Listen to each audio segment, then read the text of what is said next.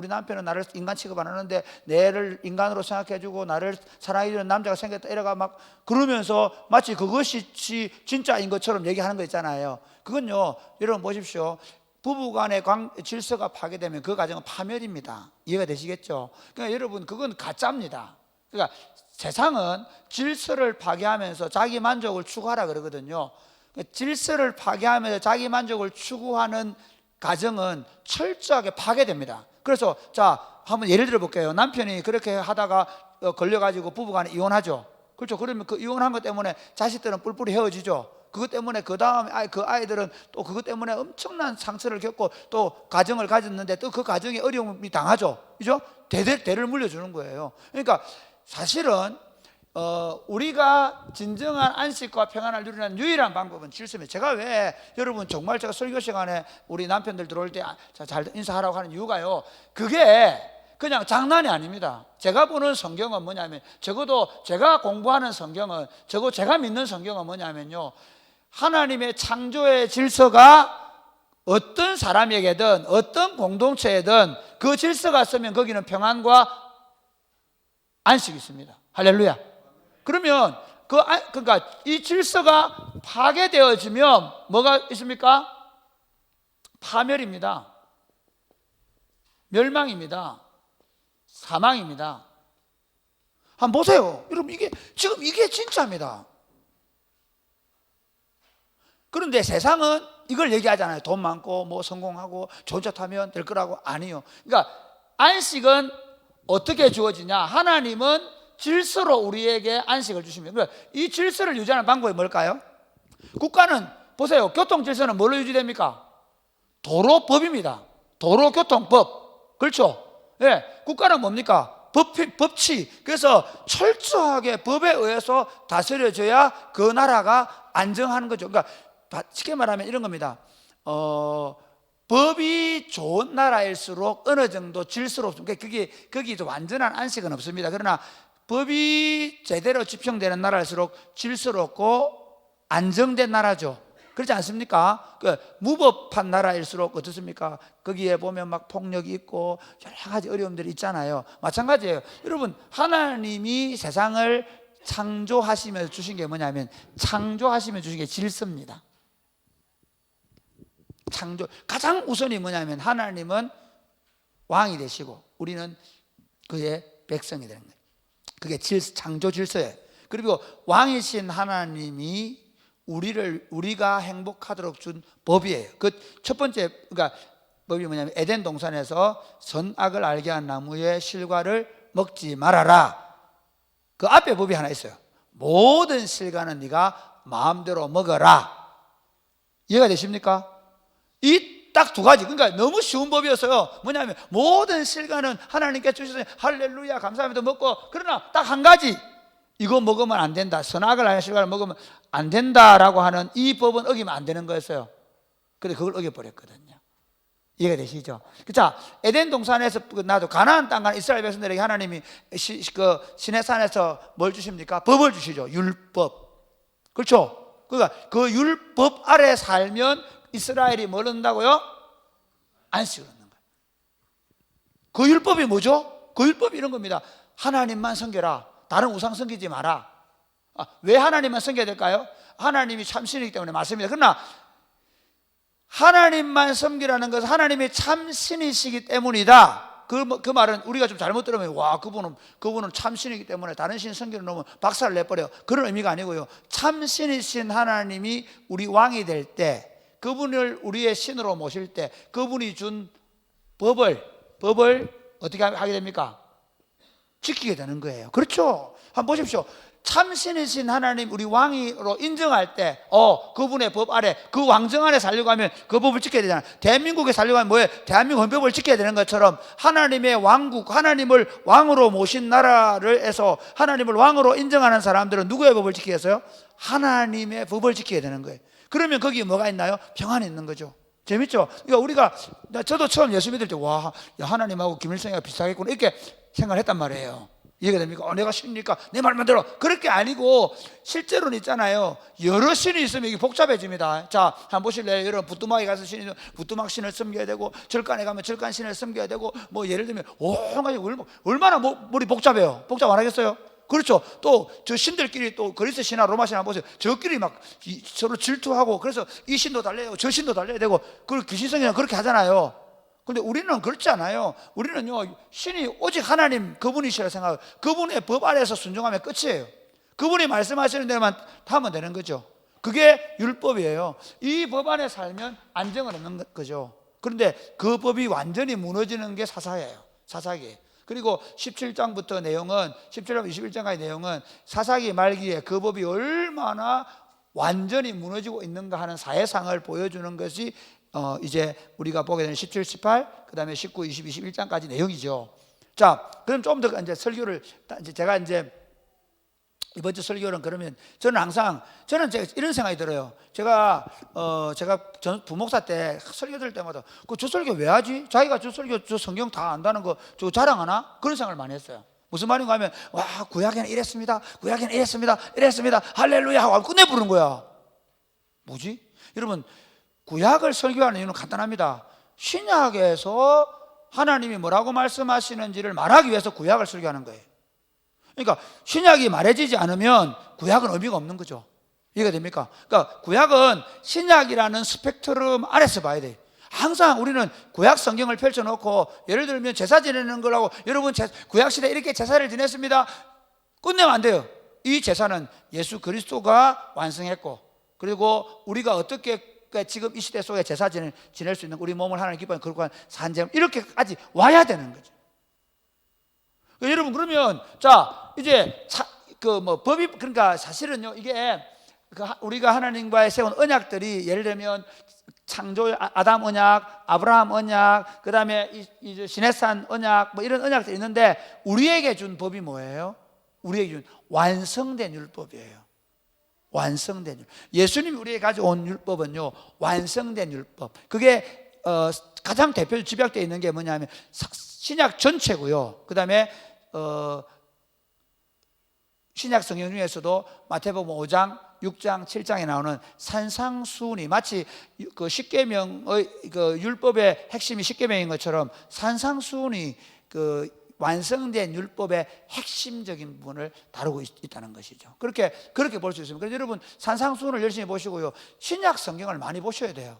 신약 성경에서 자식은 어떻게 부모를 섬기라 하는지, 구약은 그러면 틀렸냐? 그게 구약은 이런 겁니다. 구약은 완성되는 것을 바라보기 때문에 어쩌고 그 시대의 완전한 법이지만 아직 완성되지 않은 법입니다. 이해가 됩니까? 그 시대에는 완전했습니다. 그러나 예수님이 오시고 나서 그 하나님의 법을 완전케 한 법을 볼 수 있어야 돼요. 그래서 항상 구약을 볼 때는 이게 신약에서 뭐라고 했는지 다시 점검해 볼 필요가 있는 거죠. 그래서 여러분들이 말씀을 그냥 말씀대로 공부하지 말고 이 말씀을 내 마음에 새기고, 마치 교통 표지판에 빨간 불을 보면 써야 되고 파란 불을 좀 가려야 되듯이 말씀이 내게 말씀하시는 것을 따라서 삶을 살아내어지면 우리 삶이 어떻게 질서롭게 되는 거예요. 할렐루야. 이렇습니다. 자식들이 부모에게 순종하고 부모는 자식을 노역해 하지 않으면 그 가정은 행복하게 되는 거예요. 그 자식들은 장수하고 복을 받게 되는지 믿으시길 바랍니다. 똑같은 거예요. 그러니까 이게 좀 더 가면요, 여러분, 이제 오늘 본문하고 조금 나중에 연관을 좀 해보자. 지금 뭐 마음이 급해가 그렇다. 자, 1절부터 6절까지 보겠습니다. 여러분, 이쪽 오른쪽은 1절, 왼쪽은 2절인데 읽는 사람은 계속 읽어줍니다. 1절 시작.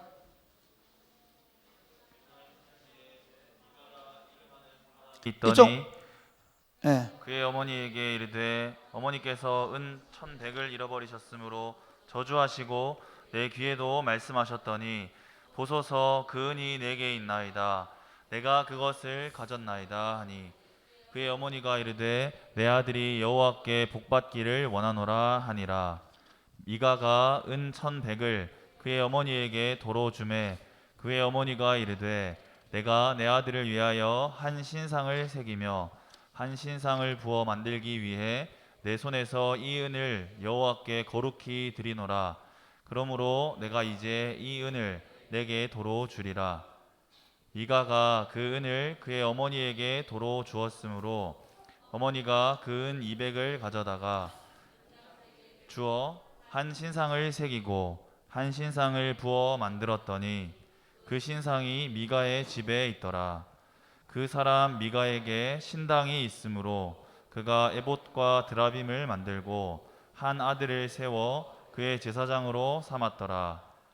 그때에는 이스라엘에 왕이 없었으므로 사람마다 자기 소견에 여러분, 오른 자, 대로 이게 행하였더라. 지금 사사기의 주제가 우리는 하나님이 우리 왕이십니다 돼 있죠. 그런데 사사기의 주제는 그 6절 그때 이스라엘 왕이 없으므로 사람마다 자기 소견에 옳은 대로 행하더라 돼 있고요. 18장 1절 위에 부분만 시작. 그때에 이스라엘에 왕이 없었고 예, 이거를 반복합니다. 그러니까 마지막에 이제 그때 이스라엘 왕이 없다는 얘기를 반복하는데요. 잘 보십시오. 사사기의 주제입니다.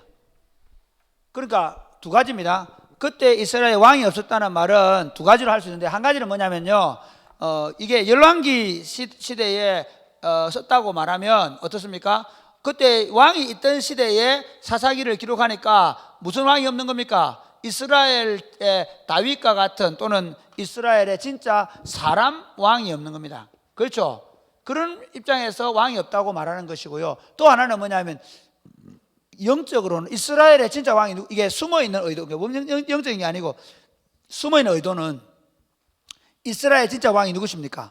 하나님이죠. 그런데 이스라엘 백성들은 하나님을 왕으로 인정하지 않았기 때문에 이스라엘의 왕이 없었다고 말하면, 그러면서 사람들마다 자기 소견에 오른 대로, 왕이 없다는 말은 왕의 법이 없다는 말이거든요. 그러니까 다 누가 법입니까? 내가 법이에요. 그래서 자기 마음대로 사는 거죠. 자, 그 면을 1절부터 5절까지 보여주는데, 자, 한번 볼까요? 미가 집에 하나님의 왕의 법이 무시되는 게 뭐가 있어요? 첫 번째 뭐예요? 예? 가장 대표적인 게 뭐가 무너졌습니까? 우상을. 아니죠. 제일 첫 번째 뭡니까? 미가가 무슨 짓을 했습니까? 어머니의 돈을 도둑질했어요. 도둑질하지 말라 했잖아요. 근데 도둑질했죠. 엄마 것도 도둑질입니다. 부모님 몰래 가져간 도둑질이면 여러분 아시겠죠? 뭐 우리 엄마 돈 뭐 좀 쓰는데 한 1,000만 원 뭐 쓰지 뭐 이렇게 도둑질입니다. 아, 우리 엄마 돈 많은데 지갑에 모르겠지 10장 중에 한 장 살짝 빼가고, 그런 친구들 많이 있죠. 이게 그동안 도둑질 한 거 회개하시기 바랍니다. 예, 도둑질입니다. 도둑질이 뭡니까? 내 거 아닌 것에 손을 대는 거죠. 그러니까 그래서 미가 엄마가 이 죽을 놈을 저주가 했잖아. 막 이 발병 나 죽어버려라 막 저주를 해대니까 그거 무섭거든. 와, 이거 이러다가 하나님 진짜 벌 주는 거 아니야? 이런 생각이 들었어요. 그래가지고 어머니 너무 심하게 저주하시네요. 사실 전데요. 이렇게 한 거야. 그렇죠. 그러니까 미가 어머니가 그때야 아이고 뭐라 합니까? 그럼 뭐 괜찮다 그러면서 이거 은 다 니 줄게. 하나님께서 내게 복주. 이게 말도 안 되는 얘기죠. 그러니까 가정 안의 질서가, 그다음에 저는 이렇게 생각해요. 부모님에 대한 도둑질 공경하는 마음 있습니까? 없습니까? 없는 거예요. 그리고 자녀, 그 신명기서에 보면 너희 자녀에게 부지런히 뭐 해라고요? 하나님 가르치라고. 이것도 율법입니다. 그러니까 십계명만 아니라 부모님을 공경하는 마음도 없고요. 그다음에 또 부모님은 어떻게 합니까? 자녀를 율법을 가르쳐야 되는데 율법을 가르치지 않았다는 것을 볼 수 있습니까? 없습니까? 있는 거죠. 이게 엉망입니다. 그 오로지 뭐 받기를 바랍니까? 복 받기를 바라는 거예요. 그래서 지 자식이 도둑질을 했는데 불구하고 하나님께서 내게 복을 주시기를 원한다 하면서 또 그걸 가지고 우상을 만들라고 돈을 줘요. 그런데 이 미가가 얼마요? 그 은 1,000개 중에 200개만 가지고 우상하고 800개 넘게 지금 챙겼겠죠. 재밌죠. 그러니까 사실은 우상 숭배는 철저하게 자기 중심이에요. 그리고 또 한 건 뭐냐면 거기다 하나 더 해가지고 신당을 만들어요. 그렇죠. 그 뭐가 우상 숭배 있죠. 우상을 만들고 그다음에 거기 신당을 만들어요. 그렇죠. 원래 이스라엘의 성소는 어디예요? 그 당시의 성소는 어디죠? 어디입니까? 실로죠, 실로. 그러니까 이스라엘 성소 실로가 있는데 자기 집에서 가까이 가기 귀찮고 뭐 우리끼리 그냥 예배드리지 뭐 우리, 그러니까 그것도 저 마음대로 우상 에봇 드라빔 만들어 놓고, 에봇은 원래 제사장 입는 옷이거든요. 에봇하고 드라빔은 가정 수호신이에요. 예, 그 드라빔이 누가 깔고 앉았어요? 옛날에 야곱이 도망쳐 올 때 라헬이 깔고 앉아서 그 드라빔 그 건동 지역에 있는 수호신이에요. 그거 갖다 놓고 거기다가 이제 이거 하나님이다 하고 섬기는 거예요. 그들은 하나님 안 섬긴 거 아닙니다. 그도 하나님을 섬긴 거예요. 하나님 맞아요? 안 맞아요? 아니죠. 여러분 지금 우리가 형상적으로만 아니고요. 저는 한국 교회가요, 하나님 아닌 하나님을 너무 많이 섬겨요. 복 주시는 하나님. 그냥 내가 무슨 짓을 하든 복만 주면 되는 거예요. 무조건 내 기도만 들어주면 되는 거예요. 아니, 그런 일 없습니다. 하나님은 그런 하나님 아니세요. 이해가 되십니까? 그러니까 자기 하나님이에요. 자기가 생각할 때 하나님이에요. 그러니까 지금 이 우상은요, 이 우상은 하나님 아닌 우상을 말하는 게 아니고요. 여기서 하나님 우상 신당을 차리는 건 뭐냐? 하나님을 섬긴다고 신당을 차리는 거예요. 오늘 우리식으로 말하면 집에다가 지 마음대로 막 부처 갖다 놓고 뭐 이렇게 갖다 놓고 하나님 여기 부처, 그다음에 누굽니까? 또 여기 옆에는 누구 갖다 놓고 마리아님 갖다 놓고 그래가지고 급할 때는 부처님 이러면서 하나님. 그러니까 하나님 아닌 하나님. 여러분 누구죠? 아론이 있잖아요. 모세가 시내산에 안 내려올 때 아론이 금송아지를 만들죠. 그게 그 금송아지를 이스라엘 백성들 이 금송아지가 너희를 이끌어낸 여호와라 그래요. 어떤 의미인가 하면요, 오늘날 많은 사람들이 하나님을 믿는다고 하면서도 자기 하나님을 믿어요. 내게 유익을 주는 가정 수호신 드라빔을 만들어 놓고 우상 숭배하는 거랑 똑같은 거죠. 이게 철저하게 가정이 무너져 있는 거예요. 지금 1절부터 6절까지 내용은요, 가정이 완전히 그 하나님의 율법이 다 무너져 있는 모습을 보여주는 거죠. 그렇죠? 그래가지고 그래도 복 받겠다고 신당 만들어 놓고 그 아들로 아들 제사장 만들, 율법에 이것도 뭐예요? 제사장법. 제사장 누가 해야 돼요? 아론 지파가 해야 돼요. 반드시. 그러니까 그 주변에 누가 있어야 돼요? 레위인들이 살고 있고요, 제사장들이 살고 있어요. 그런데 저거 집에 아들을 하는 거죠. 왜 그럴까요? 돈 주기 아까워서 그런가? 나중에 그 다음 그 얘기 나와요. 자, 그 다음 봅시다. 7절부터 여러분 다시 오른쪽 7절 왼쪽 8절 시작. 유다 가족에 속한 유다 베들레헴에 한 청년이 있었으니 그는 레위인으로서 거기서 거류하였더라. 그 사람이 거주할 곳을 찾고자 하여 그 성읍 유다 베들레헴을 떠나 가다가 에브라임 산지로 가서 미가의 집에 이르매 미가가 그에게 묻되 너는 어디서부터 오느냐 하니 그가 이르되 나는 유다 베들레헴의 레위인으로서 거류할 곳을 찾으러 가노라 하는지라. 미가가 그에게 이르되 네가 나와 함께 거주하며 나를 위하여 아버지와 제사장이 되라. 내가 해마다 은 10과 의복 1벌과 먹을 것을 주리라 하므로 그 레위인이 들어갔더라. 그 레위인이 그 사람과 함께 거주하기를 만족하게 생각했으니 이는 그 청년이 미가의 아들 중 하나같이 됨이라.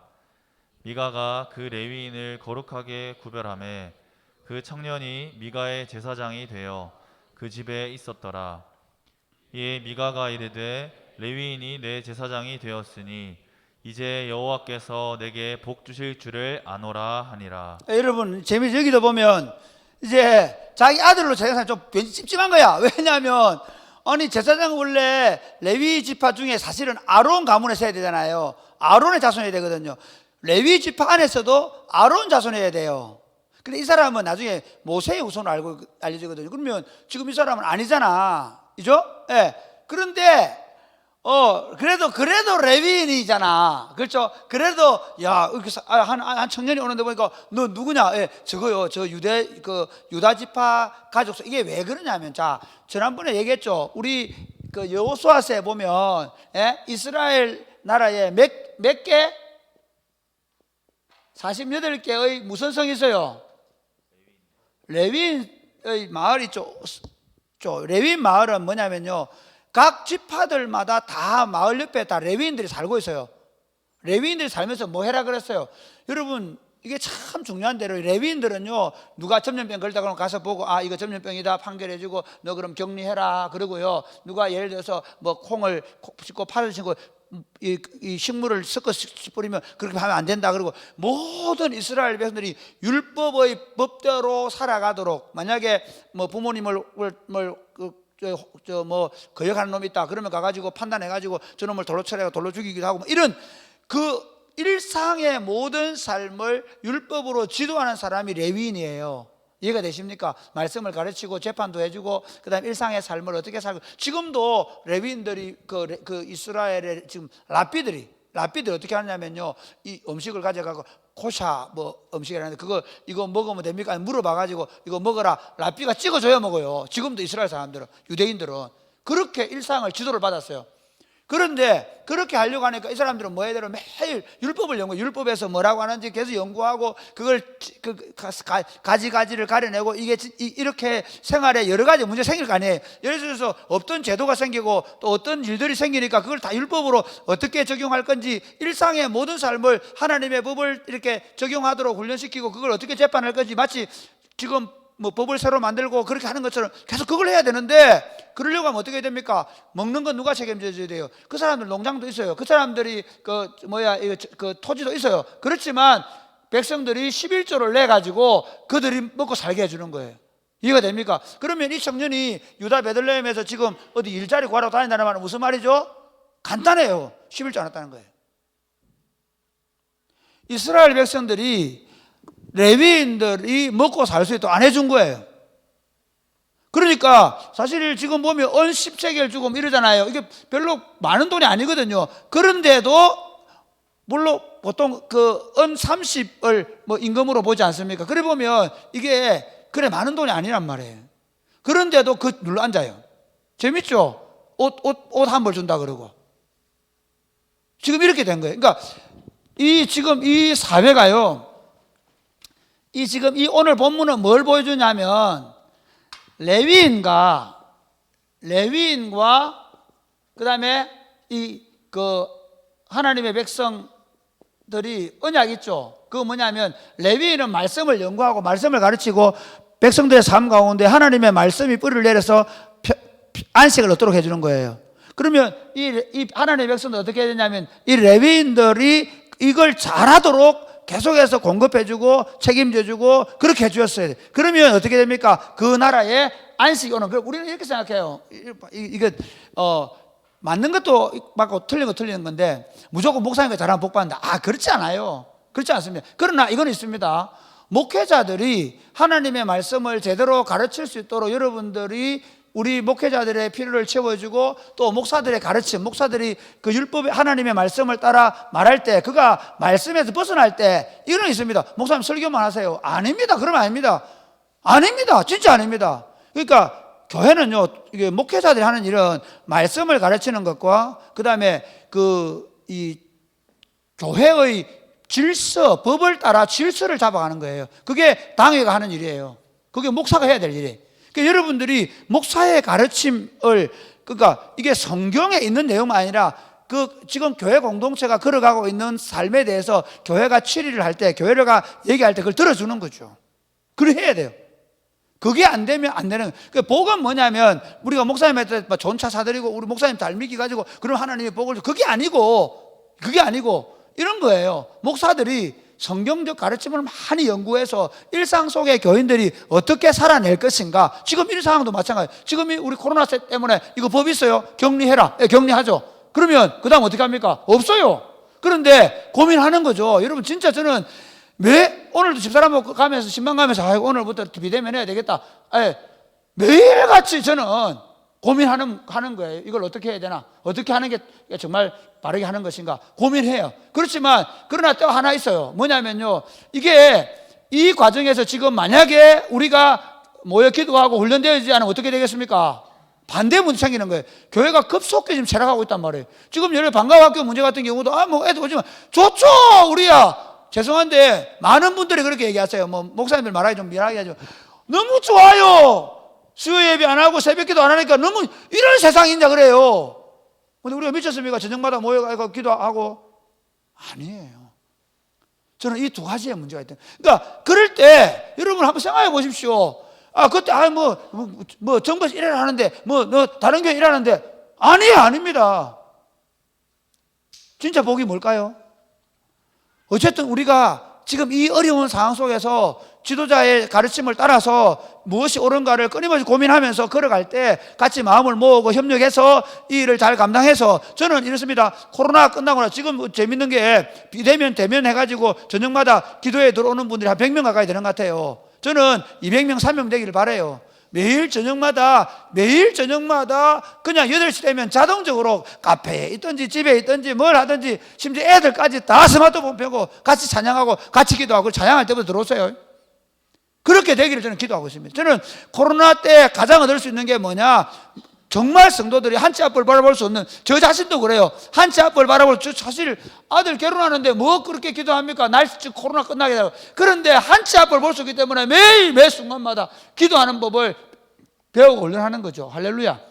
여러분, 이 레위인들과 하나님의 백성들의 관계가 깨어지니까 레위인들 어떻게 하냐? 레위인들이 이제 먹고 살 길 찾아서 막 돌아다니는 거예요. 그러니까 또 그 미가 집에서는 이거 보니까 아들 이거 불안하거든. 아들 모셔놓고 우리 제사장님 인사 이게 좀 이상하거든. 남들이 봐도 이상하고. 그런데 그럴듯하게 레위인 하나 딱 갖춰놓고 우리 제사장님 이러면 뭔가 좀 갖춘 것 같잖아. 하나님 앞에서 덜 미안하잖아.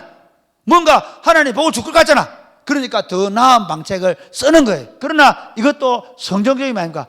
성경적이지 않습니다. 여러분, 비슷하다고 해서 옳은 게 아닙니다. 많은 사람들이요, 뭐 하면 되지. 아이고 목사님 그걸 하면 되지 뭐 이거나 저거나. 아니요, 그렇지 않습니다. 아닙니다. 하나님 앞에서는 예면 예고 아니면 아니지. 그게 뭐 예도 아니고 아니도 아니고 그런 건 없습니다. 그래서 지금 미가 집이 이렇게 무너지는 거예요. 그리고 조금 더 살펴보면요, 재밌습니다. 그 다음, 이거 이제 여기, 그 다음부터는 18장에는 두 가지 문제가 있는데, 자, 한번 보십시다. 17장 13절 읽어보세요. 시작. 이에 미가가 이르되 레위인이 내 제사장이 되었으니 이제 여호와께서 내게 복 주실 줄을 아노라. 오로지, 아까 보세요. 저 엄마가 뭐라는지 한번 보세요. 자, 2장 맨 마지막에 그의 어머니 이르되 내 아들아, 내 아들이 여호와께 복 받기를 원하노라. 오로지 이 사람들 뭐 생각합니까? 복 받는 것만. 아들이 도둑질을 해도 복 받는다라 그러고, 예, 저거 집에 제사장 하나, 레위인을 제사장을 떡 앉혀놓고 하나님 이제 우리 복 줄 거라 생각하고 복 주라 그러고, 하나님은 복체가 되신 거죠. 자, 그 다음 문제 한번 보십시다. 18장 1절 시작. 그때에 이스라엘의 왕이 없었고 단 지파는 그때 거주할 기업의 땅을 구하는 중이었으니. 네, 제가 이제 그냥 이 10절까지 얘기할게요. 자, 이 사람들이 소라와 에스타올 살았잖아요. 소라와 에스타올에 누가 있었어요? 네, 그렇죠. 삼손은 무슨 지파예요? 단 지파죠. 그러니까 지금 이 본문이 사사기 마지막에 알 수 있겠죠. 그러니까 사사기 이미 삼손 때는 소라와 에스타올 살고 있잖아요. 근데 소라와 에스타올에서는 누가 계속 괴롭혀요? 누가 괴롭혀요? 네, 블레셋이 괴롭히죠. 블레셋이 철기 울며 가지고 있거든요. 강력한 민족이에요. 그러다 보니까 너무 힘든 거야. 이 단 지파 입장에서는 보면 이 유다와 에브라임 사이에 조그마한 땅을 주워놓고 거기다가 블레셋 놈들이 와서 계속 괴롭히니까 아이고 못 살겠다. 막 우리 저 다른 데 가자 하고 저 위쪽으로 올라가는 거죠. 시간이 너무 없어가지고. 이게 진짜 이 성경 보면 너무 재밌어요. 그러니까 하나님이 준 땅이 너무 싫은 거야. 하나님 왜 이런 땅 줘서 나는 왜 유다는 저 남쪽에다가 좀 뭐 네게브지만 넓은 땅 주고 에브라임은 좋은 땅 주고 우리는 뭐야 이렇게 된 거죠. 그래, 우리는 막 이 땅이 힘들다 올라간 거예요. 올라가다 보니까 미가 집에 가서 하룻밤 자는데 사람들이 이제 미가가 손이 왔으니까 잘 대접을 했어요. 그런데 이제 보니까 제사장이 있거든. 이 누구십니까? 저 이 집에 제사장인데요. 어떻게 쭉 물어봤겠죠. 자기가 지금까지 살아온 거. 그 재밌습니다. 근데 이 미가가요 이 제사장이 한마디 해줘요. 뭐라고 하냐? 자, 한번 보세요. 예.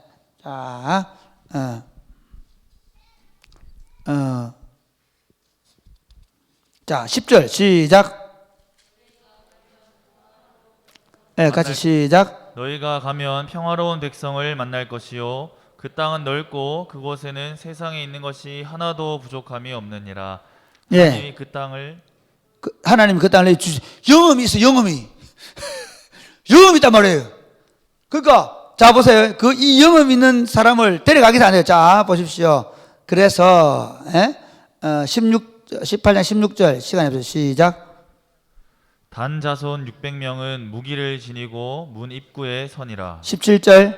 그 땅을 정탐하러 갔던 5사람이 그리로 들어가서 새긴 신상과 에봇과 드라빔과 부어 만든 신상을 가져갈 때에 그 제사장은 무기를 지닌 600명과 함께 문 입구에 섰더니 18절. 그 5사람이 미가의 집에 들어가서 그 새긴 신상과 예, 쭉 읽어볼게요. 그럼 이렇게 얘기해요. 그러면 하는 말이 왜 가져가냐면 얘기하니까 그들이 이르되 잠잠하라 내 손을 입에 대라 조용히 해라 말이에요. 그러면서 하는 말이 우리와 함께 가서 우리 아버지와 제사장이 되라. 내가 한 사람의 집의 제사장이 되는 것과 19절입니다. 이스라엘 한 지파의 족장이 되야 되는 어느 것이 낫겠느냐. 재밌죠? 지금으로 말해 제가 이 사랑이 꼽히는 교회에서 목회하고 있는데 에이 목사님 이런 데 놀지 마시고요. 저 서울로 오세요. 서울에 2,000명 모이는 교회에서 다 하시면 그럼 이제 목사님 이렇게 하죠. 기도해 보겠습니다. 기도해 보기는 이미 주의 뜻 할렐루야. 주님 시골에서 제가 18년 고생한 거 아시고 저를 부르시다니 할렐루야. 이제는 지방이 아니라 서울권에서 놀게 하시는요. 그렇게 가는 거죠. 지금 이 사람이 그렇게 하고 있는 거예요. 예, 지금 이 사람이, 이거 한 세계, 13개, 이거 이제 내가 이런 데 있을 사람이 아니야. 갚은 거죠. 그 다음, 그 뒤에 보면 이렇게 합니다. 그 단지파, 미가 집에서 보니까, 훔쳐갔거든. 달려가가지고, 동네 사람 모아가지고, 쳐가지고, 야! 왜 내 신상 가져가냐? 그러니까 딱 600명 나서면 죽을래 살래 그러거든. 조용히 돌아온단 말이에요. 무법천지가 되죠. 하나님은 이스라엘 백성들 안식을 줄 때 같죠. 무법천지가 됐단 말이에요. 지금 그 이야기를 설명하고 있어요. 그러니까 여기서 보면 레위인 자체가 그 하나님의 율법을 연구하고 가르치는데 이제 관심이 없어져 버리고, 그리고 이스라엘은 그렇게 하지 않고요. 그 다음에 이 라이서를 타치하는 문제도요. 사실 하나님이 주신 기업을 좋게 보는 게 아니라 자기 눈에 좋은 땅, 자기가 더 생산량이 많고 더 편안한 땅, 전쟁이 없는 땅, 자기 눈에 좋은 땅을 찾아간 거죠. 이게 이 본문 내용이고요. 이번 주 설교는 제가 좀 더 이 얘기를 하고 적용적 관점에서 그럼 우리 시대 속에 어떻게 자기 속에 살지 않게 될 것인가를 할 겁니다. 자, 시간이 없어가지고 여기까지 하겠습니다.